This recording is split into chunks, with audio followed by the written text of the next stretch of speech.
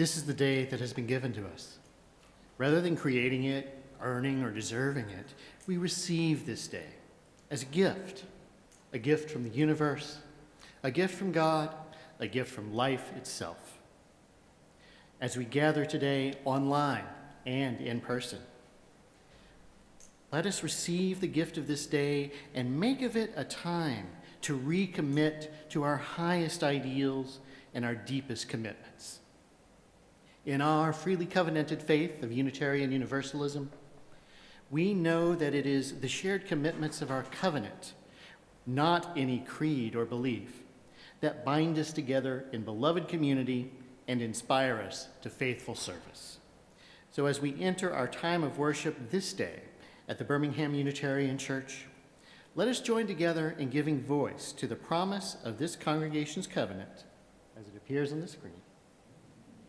As part of this beloved BUC community, I promise to strive to be my best self in all my interactions, assume the best intentions of everyone's actions, be mindful of our shared humanity in our communications, pause, reflect, and be part of the solution when things go awry, thus to be covenant with one another.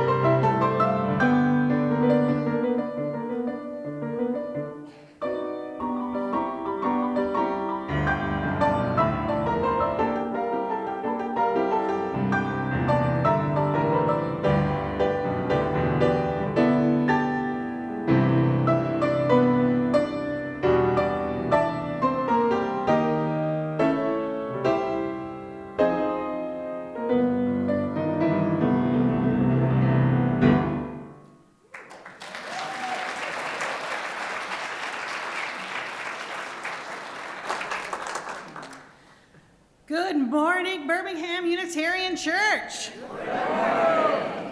It's good to be together again. Whether you're joining us here in the sanctuary or remotely via Zoom or watching this recording later, it's good to connect with you. As a multi-platform church, it is important for us to build a bridge between online and in-person participants. We call this connection opportunity Greeting Our Virtual Neighbors. First, we will project an image on the screen of folks who are currently joining us via Zoom and ask them to turn their cameras on and give us a wave.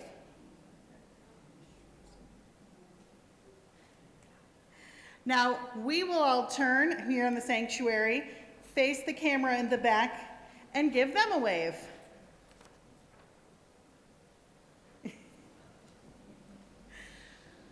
Whenever and however we connect with BUC, we are building BUC.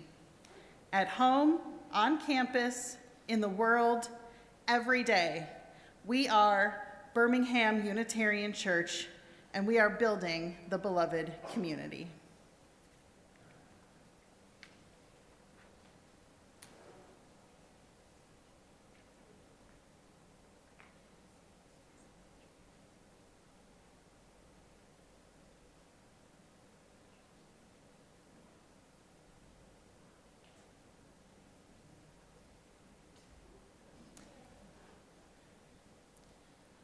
With words by the Reverend Marjorie Montgomery that some of you will know from our hymnal. Life is a gift for which we are grateful. We gather in community to celebrate the glories and the mysteries of this great gift.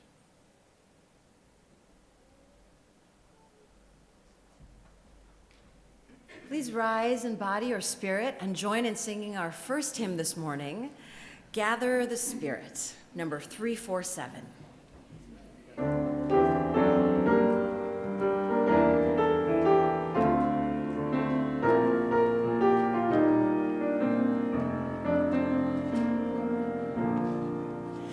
Gather the Spirit, harvest the power, our sacred fires will kindle one flame, witness the mystery of this hour, our trials in this life appear all the same. Gather in peace, gather in thanks, gather to sympathy now and then, gather in hope, compassion and strength, gather to celebrate once again. Gather the spirit of heart and mind, seeds for the sowing are laid in store, nurtured in love and conscience refined, with body and spirit united once more. Gather in peace, gather in thanks, gather in sympathy now and then, gather in hope, compassion and strength, gather to celebrate once again.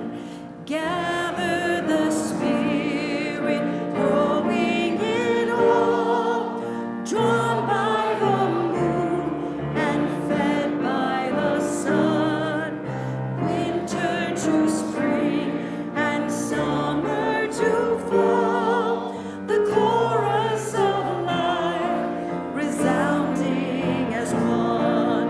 Gather in peace, gather in thanks, gather in sympathy now and then, gather in hope, compassion and strength, gather to celebrate once again.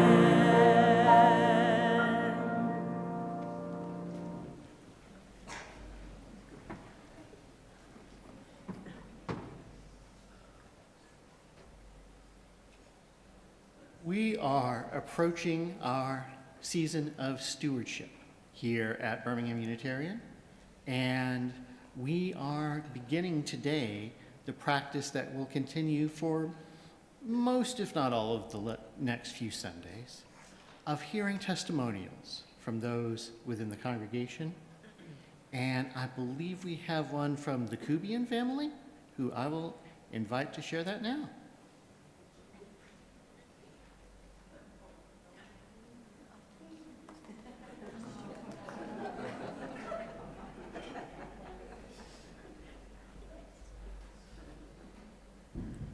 He's a great workout.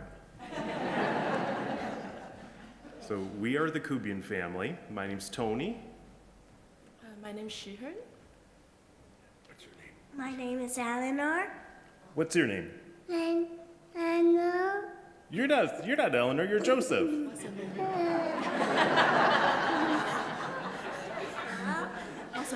That didn't go as planned. So I've been a member at BUC since 2010. Shehern's been a member since 2015. Eleanor was dedicated, why don't you stand over here off to the side, okay? Or there you go. She was dedicated in 2018 and Joseph was dedicated in 2022. So Shehern and I strongly believe in the mission of Birmingham Unitarian Church, a free and welcoming religious community, living lives of integrity, learning, service, and joy. We'd like to be at least a small part of that, and eventually we'd like the children to be part of that as well. We feel that's very important. BUC has challenged us to become better human beings, we feel. It has comforted us in some tough times, and we've met some of the best people in the world here in this special place. So we love BUC, which is why we volunteer and we donate financially, bless you, because we want this place to survive and thrive long into the future. We've been benefiting from BUC and we want other generations to benefit as well. So thank you for listening to us, and Happy Chinese New Year. 恭喜发财. There you go. Thank you.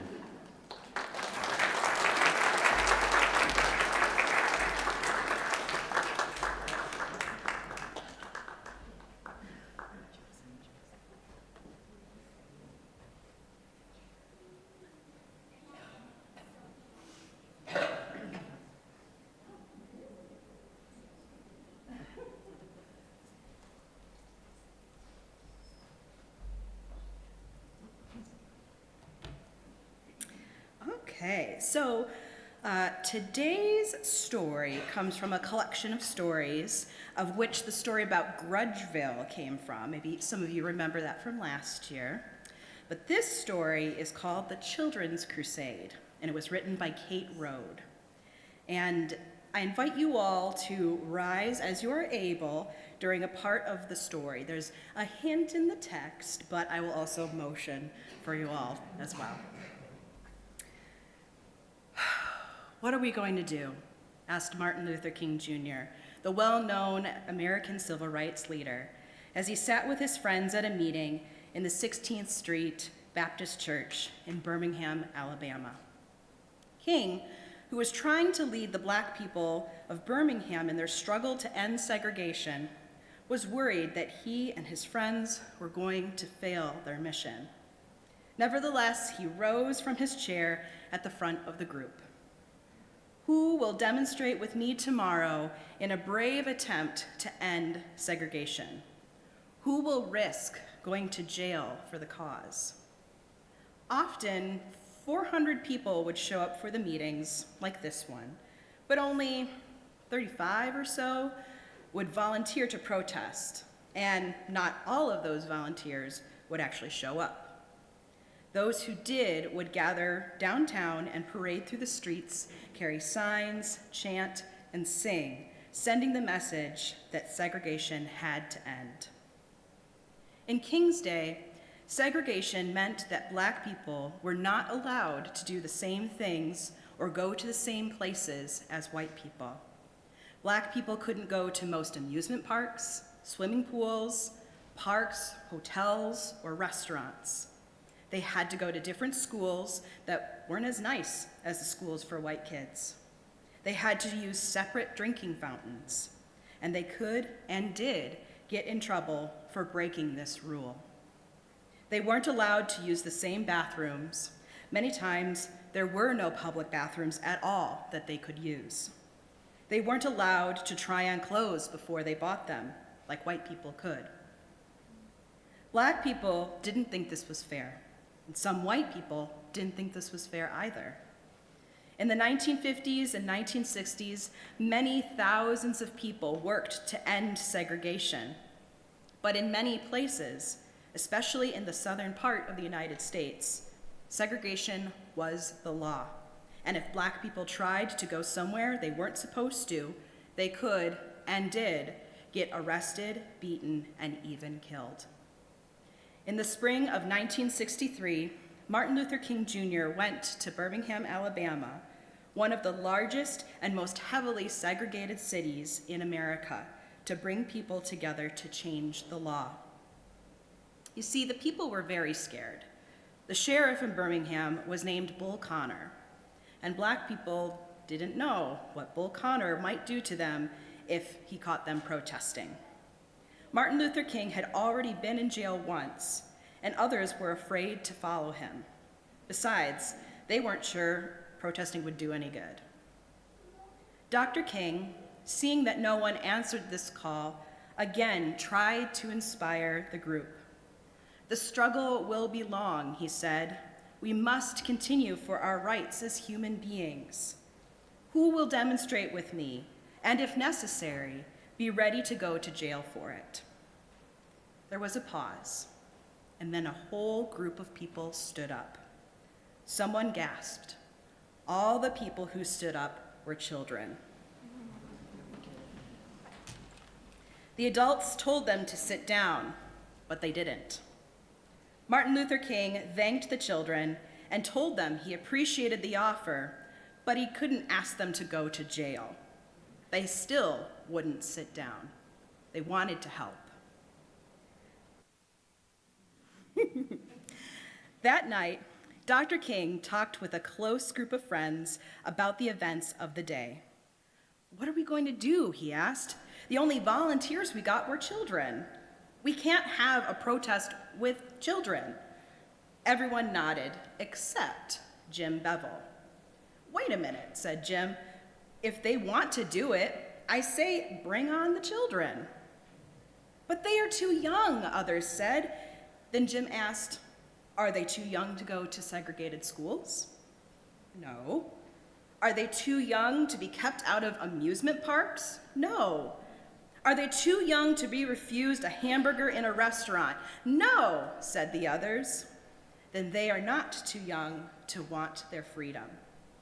That night, they decided that any child old enough to join a church was old enough to march. The children heard about the decision and told their friends. When the time came for the march, 1,000 children, teenagers, and college students gathered. The sheriff arrested them and put them in jail. The next day, even more kids showed up, some of their parents and relatives too, and even more the next day and the next. Soon, lots of adults joined in. Finally, 1,000 children were locked up together in a children's jail, and there was no room for anyone else. Sheriff Connor had done awful things to try to get protesters to turn back.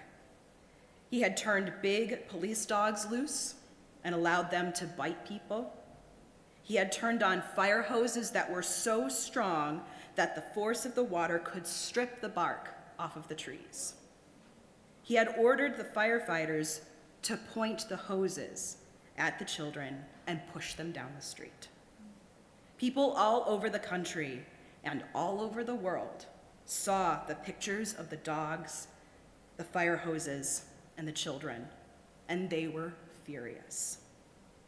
Now the white people of Birmingham began to worry. All over the world, people were saying bad things about their city. Even worse, everyone was afraid to go downtown to shop because of the dogs and the hoses. So they decided that they had to change things. A short time later, the Black people and the white people of Birmingham made a pact to desegregate the city and let everyone go to the same places. Today, when we tell people this story, many talk about Martin Luther King Jr., but we should also remember the thousands of brave children and teenagers whose courage helped to defeat Bull Connor and end segregation in Birmingham and the rest of the United States.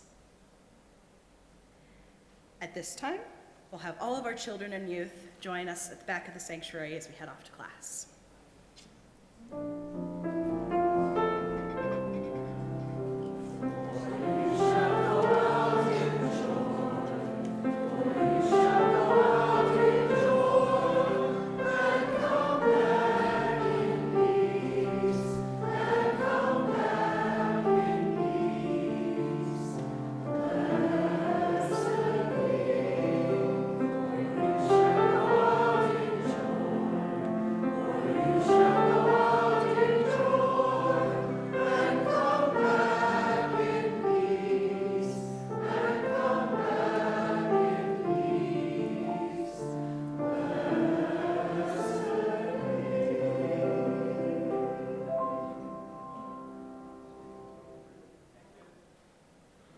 The mission of Birmingham Unitarian Church is to be a free and welcoming religious community that encourages lives of integrity, learning, service, and joy.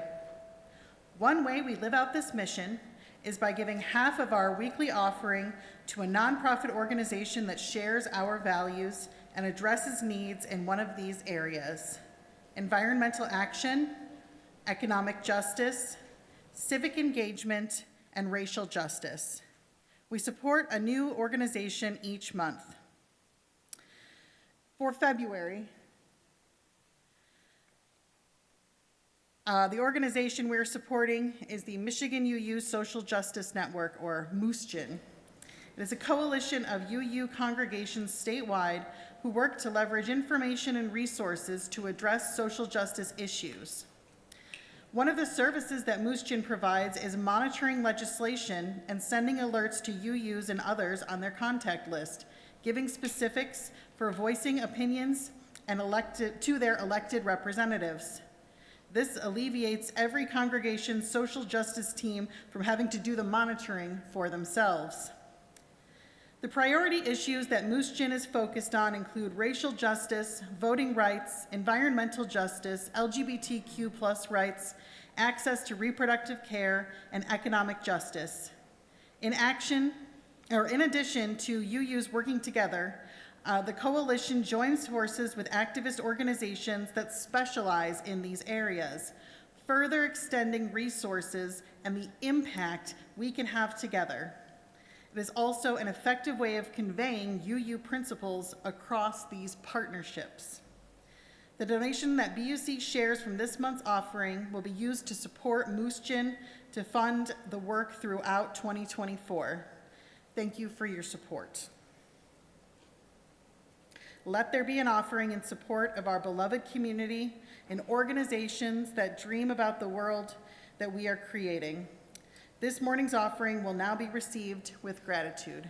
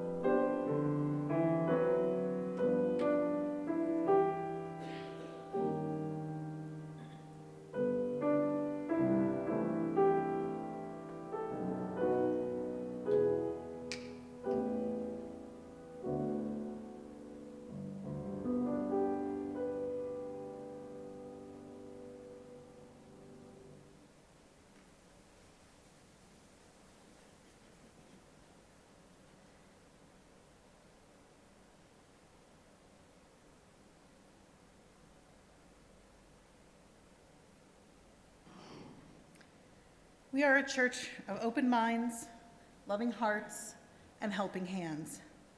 With gratitude, we dedicate this offering to the good works of our congregation and dedicate ourselves to its service.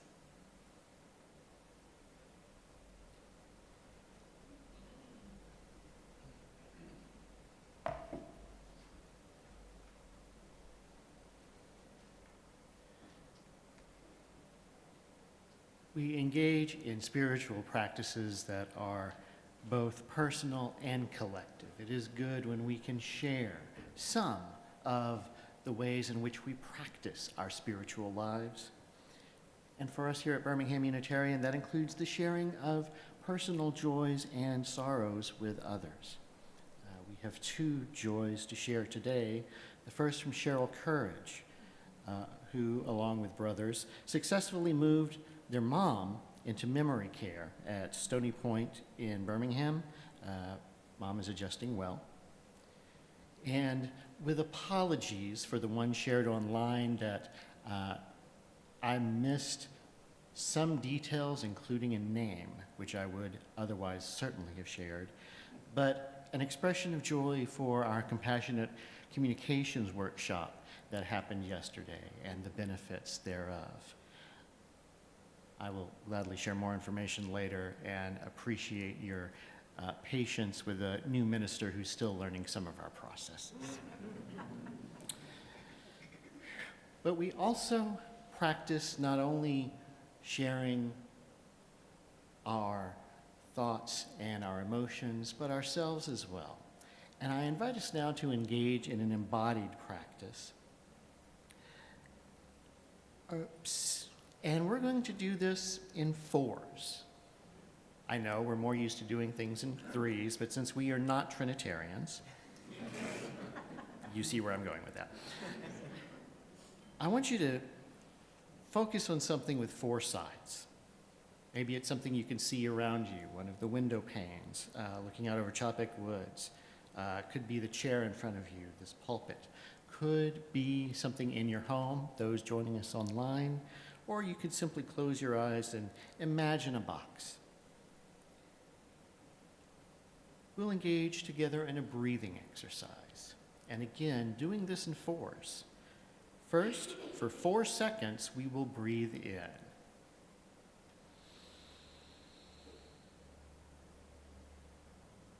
Hold for 4 seconds.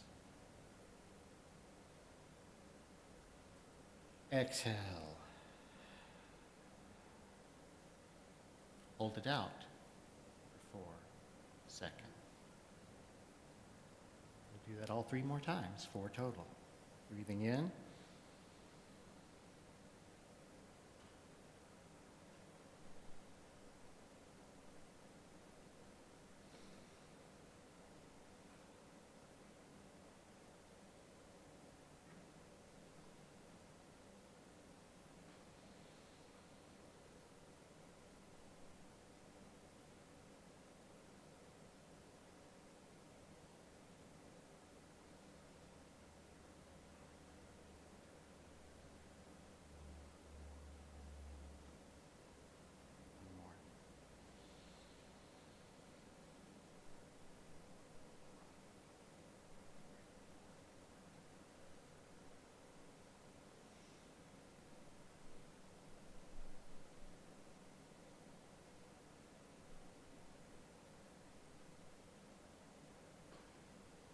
That, we move into this time of deeper sharing as we prepare to hear these prayerful words by the influential Black spiritual leader, the Reverend Dr. Howard Thurman, one of Martin Luther King Jr.'s mentors.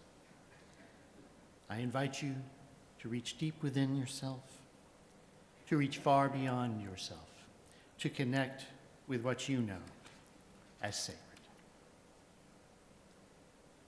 Spirit of life and of love, God known by so many names and mystery beyond all our naming, the concern which I lay bare today is my need to be better.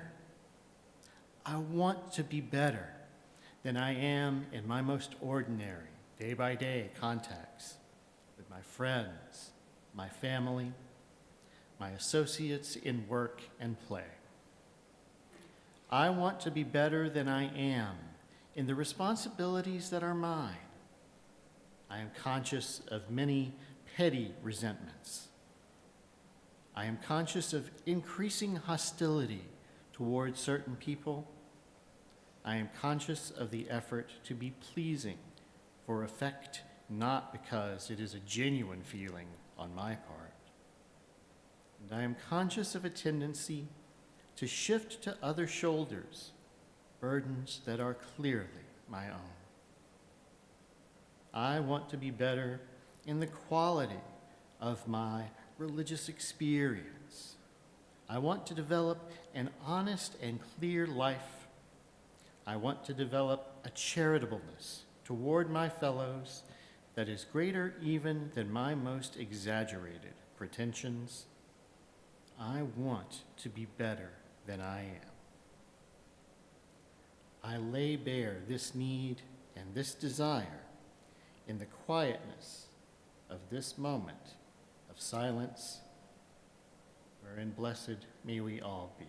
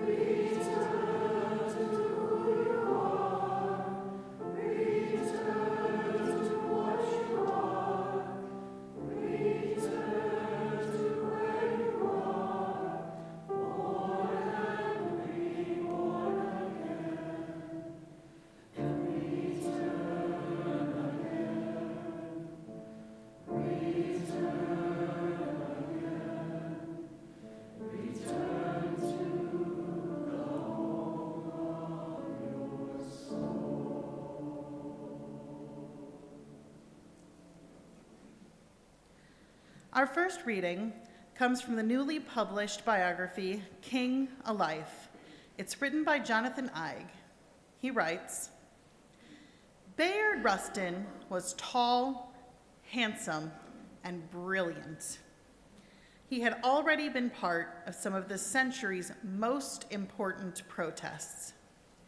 The fact that he was gay was an open secret among civil rights activists. The fact that he had been a member of the Young Communist League was no secret at all. Rustin was dismayed on his first visit to Montgomery in early 1956 to learn that King had armed guards at his home and a pistol in his living room. Almost immediately, the men engaged in a very long philosophical discussion of non-violence, as Rustin recalled. Soon after Rustin's visit, King disposed of his gun and ordered the men guarding his home to do so without weapons.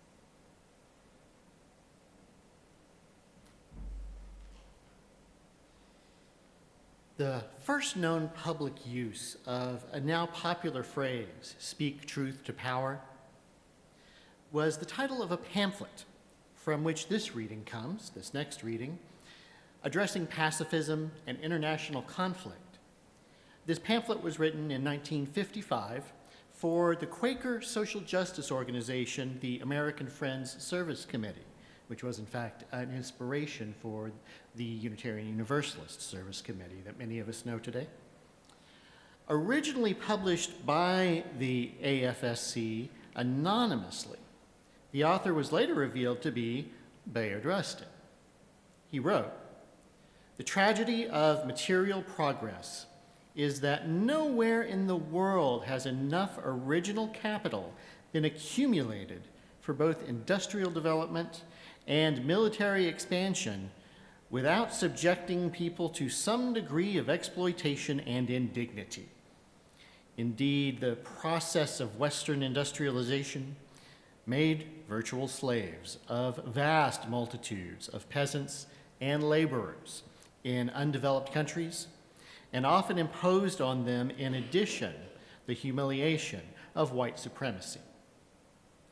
There is obviously room for much freedom and material well-being to flourish in the more highly developed countries, but as we noted in the preceding chapter, even these blessings are endangered by the demands of military preparedness to make inroads, as those demands make inroads on liberty and accelerate the drive toward centralized authority."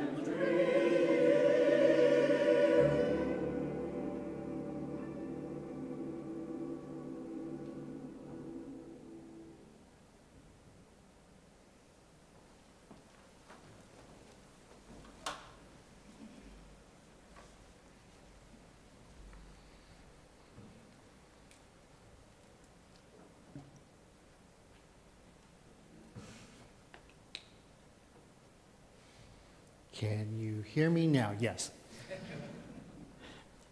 It was the most surprising advice from a fellow minister I'd ever gotten. But I could not deny her authority and her informed perspective from which to give the advice. My colleague, Reverend Kim Hampton, who sadly passed away just a couple years ago, far too young, had been one of the founding members of the organization Black Lives of Unitarian Universalism.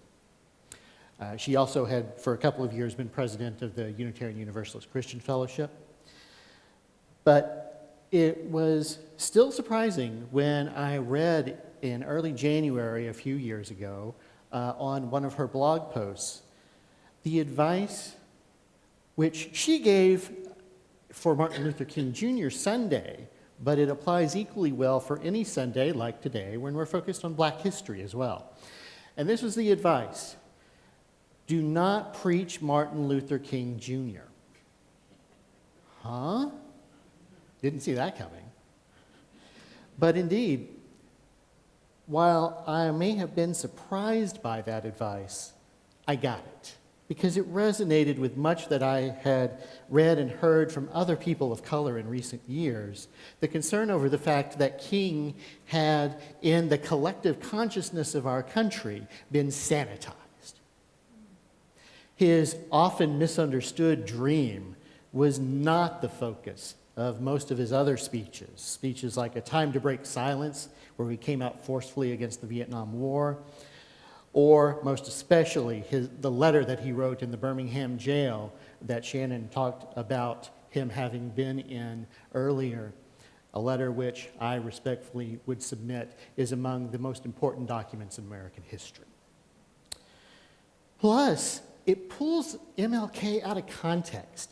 It's as if he acted alone to achieve racial equity in the United States, rather than being one among many leaders in a coalition of civil rights organizations that worked together, most of the time, to expand freedom and justice for Black Americans.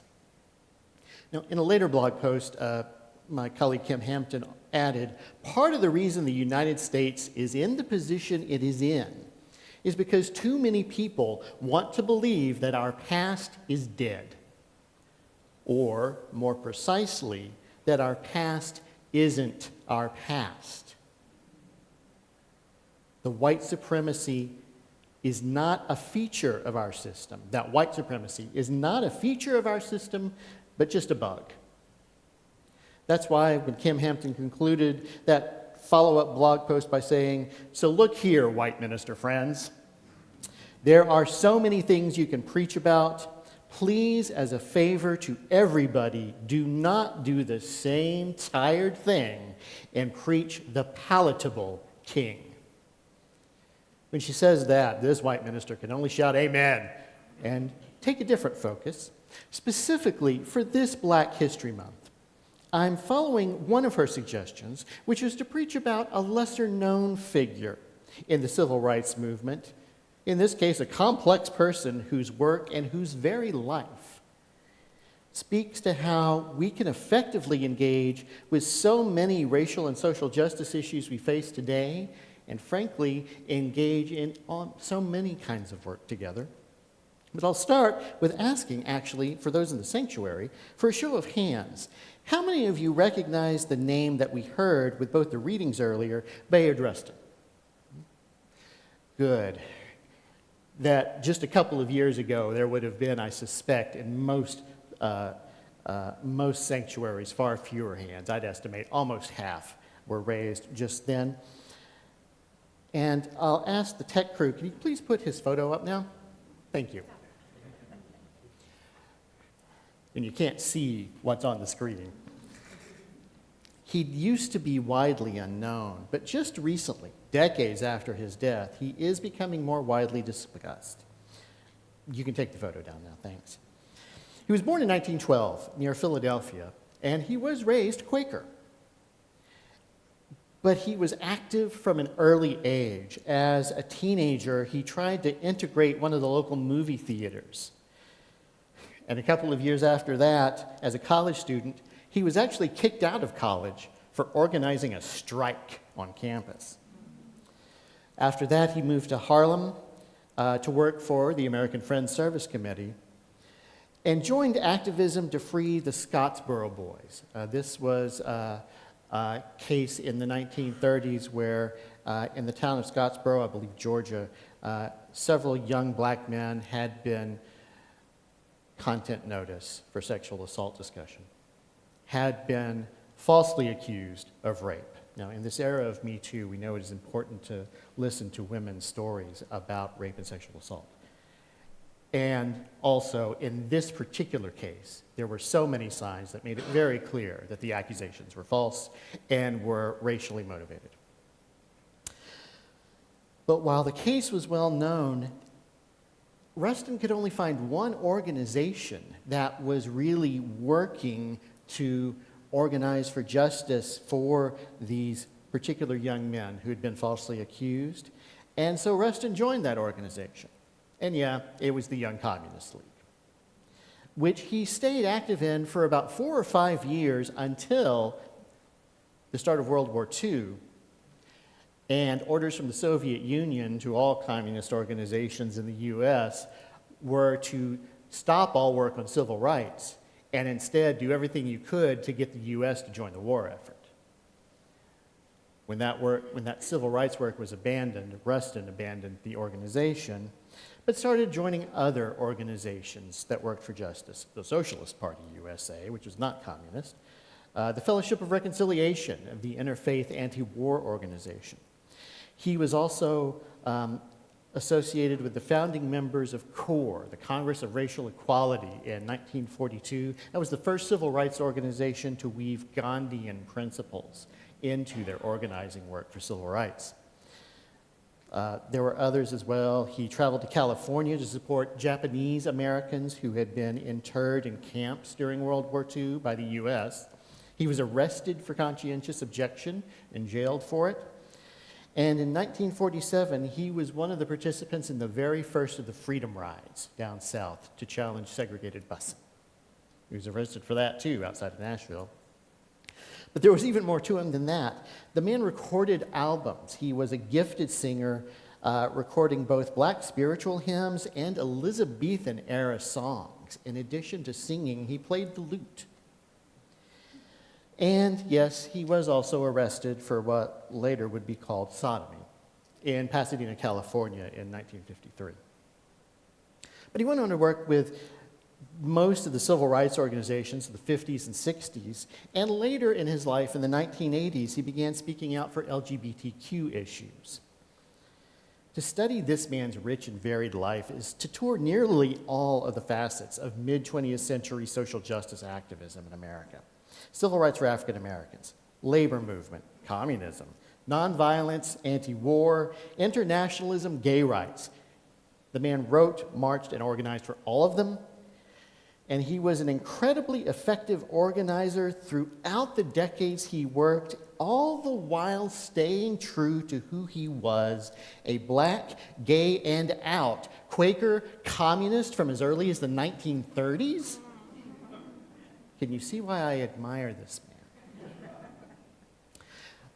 So let's dive deeper into one particular chapter of Rustin's life for which he probably was best known and arguably most effective, because there are lessons that we can learn today. But I'll add one bit of context first from my late friend Kim Hampton, who added that when asking us not to preach the palatable king, specifically urged, do not use the I have a dream speech. I repeat, do not use I have a dream. And again, I get why she said it, because whatever we may think of that speech today, it has certainly been excerpted out of context by way too many people to support viewpoints King himself disagreed with, and has been emphasized to the detriment of other speeches and other advocacy that King was involved with. But the thing about that speech is that Martin would not have even had the opportunity to give the speech had it not been for his friend Bayard Rustin. And while While that speech may have been misused, the event at which it was given was still worth looking at, as is Bayard's role in it. See, Bayard Rustin was originally hired as the executive director for the March on Washington for Jobs and Freedom in 1963. That was the march at which King delivered that now famous speech. And at the same time, there were concerns being raised about him, about his taking on a forward-looking leadership role in the movement by some of the more staid civil rights leaders who worried that Bayard's former communism and his sexual orientation, or both, would cast their work in a bad light. So instead, the executive directorship went to A. Philip Randolph, the great black socialist labor leader of the early and mid-20th century, who had been one of Bayard's mentors for many years. So what was the first thing that A. Philip Randolph did? He hired a deputy director. Guess who it was? And turned over all operational details to him. Now, that might seem unjust, and frankly, it was unjust. But honestly, though Bayard had to do all of the work without the title, that actually suited him just fine. He didn't care about the spotlight. He never sought the spotlight. He just wanted to be effective. But Bayard had to do more for that march than get the buses there on time and make sure everyone was fed, make sure the audio equipment was rented. One of the biggest last-minute issues was the conflict between some of the white religious leaders and labor leaders that supported the march and its youngest and fieriest leader, Student Nonviolent Coordinating Chair John Lewis. That's the late Congressman John Lewis to you and me, the man who would, just a year and a half later in Selma, be so viciously assaulted on the Edmund Pettus Bridge. Well, the speech Lewis had prepared to deliver at the march was so controversial, and it was so critical of President Kennedy, our first Catholic president, that one Catholic organization was preparing to withdraw support for the march the night before. Not only that, but Walter Reuther was implying that the United Auto Workers might do likewise. Rustin spent much of that night making 2 a.m. phone calls to Lewis, Reuther, and other leaders, negotiating a last-minute revision to Lewis's speech, a revision that Rustin himself probably did not like, but one that held the fragile coalition together. The number of lessons we can learn from such a life is countless, but I want to focus on 3 that come up particularly in the story I just shared that have relevance for us today. And the first is the ways that the issues we face currently interrelate with one another on so many different levels. King himself noted this increasingly in the later years of his life, speaking out against what he called the triple evils of poverty, racism, and militarism. And he added at one point, "I'm against segregation at lunch counters, and I'm not going to segregate my moral concerns."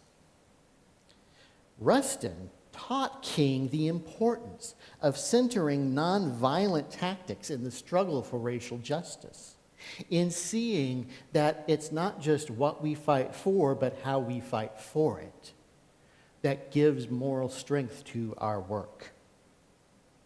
And I'd argue that one of the things that means for us today is to understand that the issues we face do interrelate with one another and affect one another.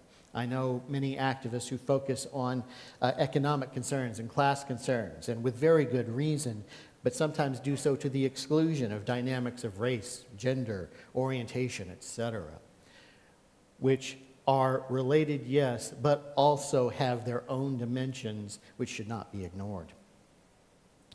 The second lesson is that our identities as well as the issues we tackle intersect one another, and we are hard-pressed to address them in isolation, to separate one aspect of who we are from another, and how that helps us to engage in our work. The law professor Kimberly Crenshaw cited cases of black women facing hiring discrimination and yet losing that case because the company could prove that, no, black women aren't being discriminated against because they could prove that black men were not discriminated against and white women were not discriminated against in their company. Yeah, it's obvious to us now, but we now understand that concept as intersectionality. Kimberly Crenshaw was the one who coined that term. And Rustin's life was a masterclass in intersectionality. He brought so many aspects of his identity to the work he engaged in. And we see it today as we see the rise of prominence of young women of color who bring important insights to complex social justice issues around race, class, gender, and so many other dynamics. We see it from trans and queer activists who push us all to recognize that gender and sexuality impact our society in ways far more varied and subtle than most of us previously understood. And finally, Rustin's life work illustrates that oratory itself, however lofty, however inspiring, is not sufficient to change hearts and minds. It has to be paired with effective organizing. Now, some liberals, be they political liberals and or religious liberals, hate what I'm about to say. But change requires the exercise of power.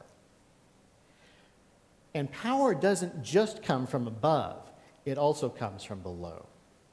So when we are exercising power from below, we understand that its many disparate sources have to be organized together to make its thrust for change effective. And we see this in the film Rustin, which just came out a few months ago and is airing now on Netflix. This is not an ad for Netflix, but I do recommend the film highly. One of the things it does well is really help you to see what it is to be an organizer. Yes, they're scheduling the buses and renting the audio equipment and getting volunteers to make tens of thousands of sandwiches. But those are the details of organizing. The heart of the work Rustin did so well was to persuade people with only partially aligned goals and views to work together toward a common cause. If you've not seen the film, it depicts so well how masterful Bayard was at that difficult work, even when some of the people he was organizing did not want him at the table at all.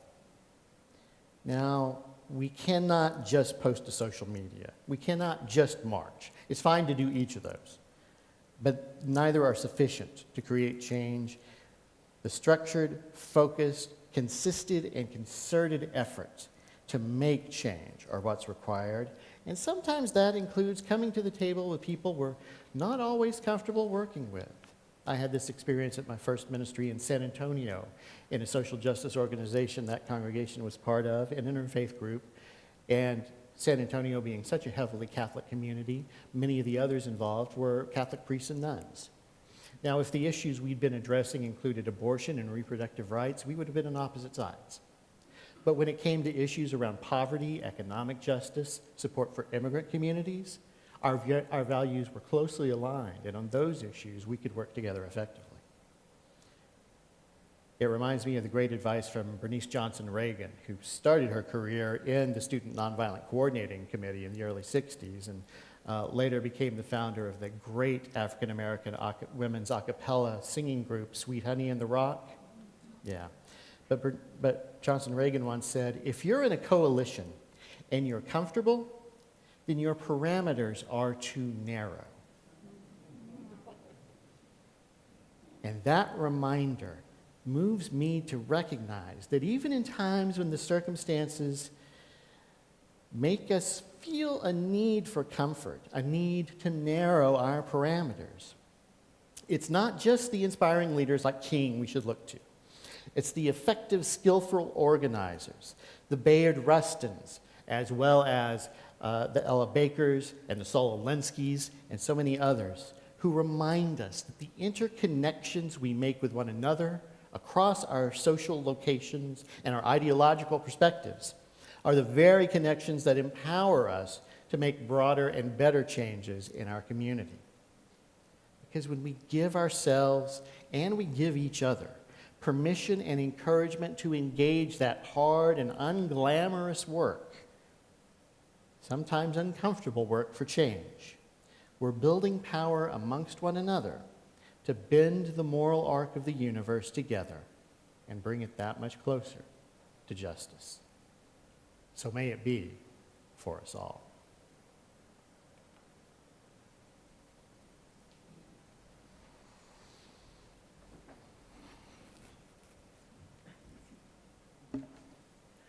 Please stand as you are willing and able and join in singing about building that land together. We'll Build the Land, number 121, and singing the living tradition.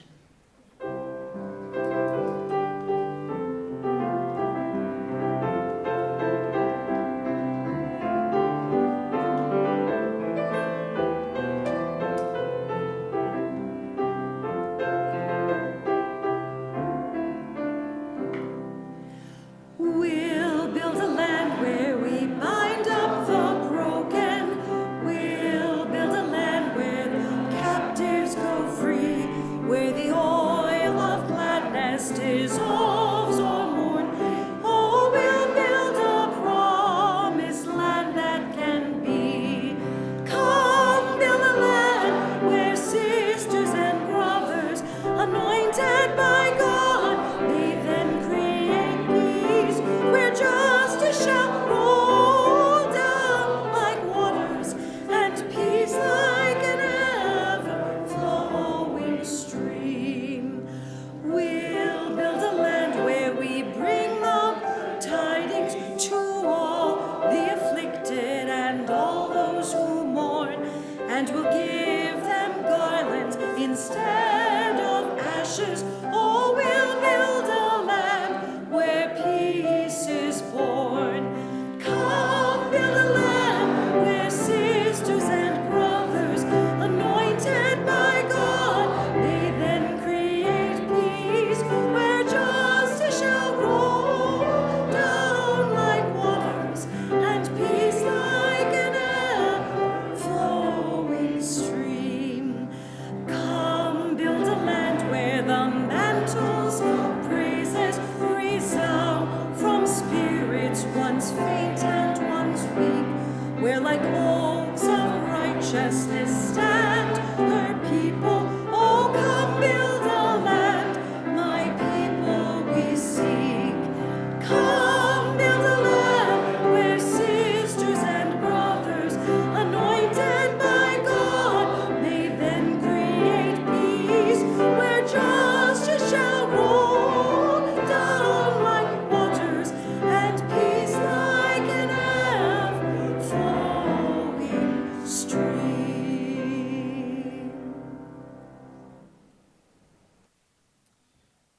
And so, as we leave this sacred time, leave the many sacred places where we have gathered, may we carry with us the gifts of gratitude for the nurturing of our spirits in community, humility when we fall short of our highest aspirations, and resilience to strengthen our resolve. With these, may we go forth to serve this hurting world in the spirit of love.